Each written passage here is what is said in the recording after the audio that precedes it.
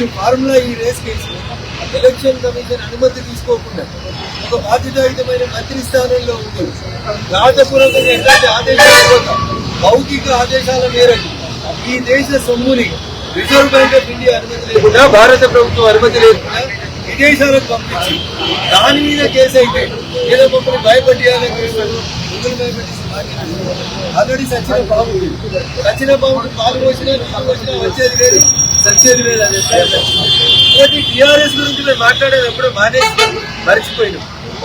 వాళ్ళు ప్రజెంట్ చేసుకోవడం కోసం రోజు ఏదో దగ్గర అంటే చెల్లె లేకపోతే అన్న లేకపోతే హరీష్ మీరు తప్ప తెలంగాణలో ప్రతిపక్షం. కవిత నిన్న మాట్లాడుతూ ఉన్నారు కవిత గారు బీసీలకు అన్యాయం జరిగింది, బీసీ గణన చేయాలి. ఆడపిల్ల కాబట్టి సరే మంచిగా మాట్లాడుతున్న గౌరవప్రదంగా 10 ఏళ్ళు అధికారంలో ఉంది. ఇలా నువ్వు అడుగుతున్న బీసీలకి మీ నాయన 10 మంత్రి పదవులు ఇవ్వాల్సింది 2 ఏళ్ళే మీరు 2 ఏళ్ళే సరిగా అన్నో బీసీ బిడ్డను అర్థాంతరంగా తీసి అవతల వారేసిన మీ నాయన. కవిత ఆ రోజు నీ నోరు ఎందుకు మూతపడ్డది? అది మాట్లాడే చెల్లె గౌరవంగా ఉంటుంది.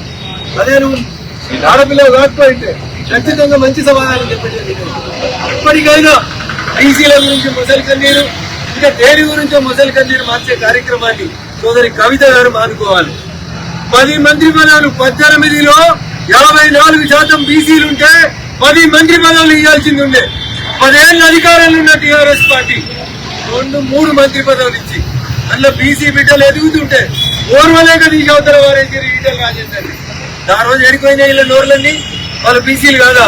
ఆ రోజు బీసీ కులగణన గురించి కవిత ఎందుకు మాట్లాడలేదు? ఇవాళ ఎందుకు మాట్లాడుతుంది కవిత? కవితకి బీసీలకు ఏం సంబంధం? నిజాయితీ ఉంటే మీ నాయన ఈ రోజుకైనా ప్రతిపక్ష పదవి హోదాని ఒక బీసీ బిడ్డకి ఇవ్వని చెప్పు. పార్టీ అధ్యక్ష పదవి ఏంటి పోని ఏదైనా చర్చ జరిగితే అసెంబ్లీలో ఒక బీసీ బిడ్డని మాట్లాడించింది చెప్పుని. ఈ ఏడాది పోలే అయితే హరీష్ మాట్లాడాలి లేకపోతే కేటీఆర్ మాట్లాడాలి. ఎవరు లేరా బీసీ బిడ్డ అక్కడ? ఎవరికి మాట్లాడే అర్హత లేదా? మీ అన్న కంటే ముందు మీ బావ కంటే ముందు మంత్రులైన వాళ్ళు తలసాని శ్రీనివాస్ యాదవ్ లాంటి వాళ్ళు చాలా మంది ఉన్నారు కదా అక్కడ. వాళ్ళకి ఇయ్యండి మాట్లాడిపోయింది.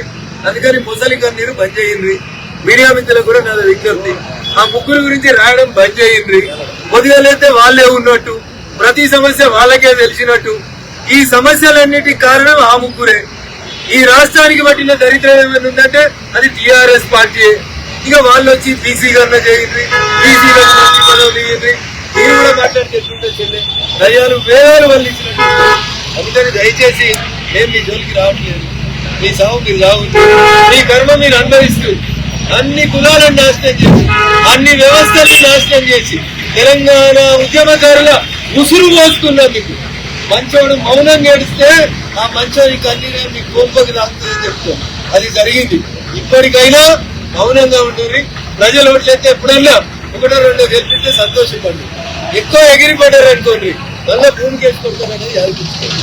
భారతీయ జనతా పార్టీ జోలికి నరేంద్ర మోడీ గారి ప్రభుత్వం జోలికి వస్తే నేను మొదటి నుంచి కూడా నేను కూడా నీకంటే ఎక్కువ జై తెలంగాణ నీట్ కా జవాబ్ 70 से जरूर आपको मिलेगा.